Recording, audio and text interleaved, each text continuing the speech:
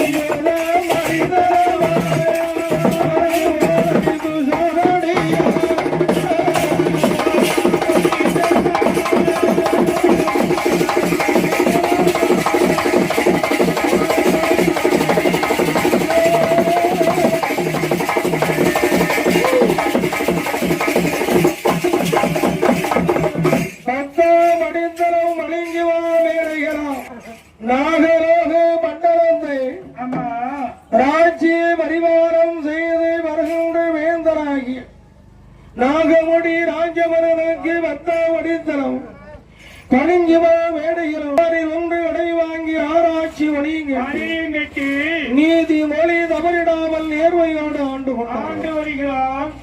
அப்போதுதான் வேந்தன் நினைக்கிறான், இந்த நாட்டை ஆண்டாலும் போதாது, மணிமுடி தரைத்து செங்கோ முடிந்து சிம்மாசனம் வீட்டிருந்தாலும் நாட்டிலே வாழக்கூடிய மக்களுக்கு நம்முடைய ஆட்சியில் நன்மை உண்டா தீமை உண்டா ஏதேனும் குறை உண்டா என்று கேட்கணும். அதை அறிய வேறும் தெரிய வேண்டும் என்று வேந்தனாக முடி ராஜமன்னன் மந்திரி அழைத்துக் கொண்டு நாட்டு மக்களிடத்தில் மன்னவன் வருகிறான். நாட்டு மக்கள் மன்னனை கண்டு வீரகரமிடத்து வணங்கினார்கள்.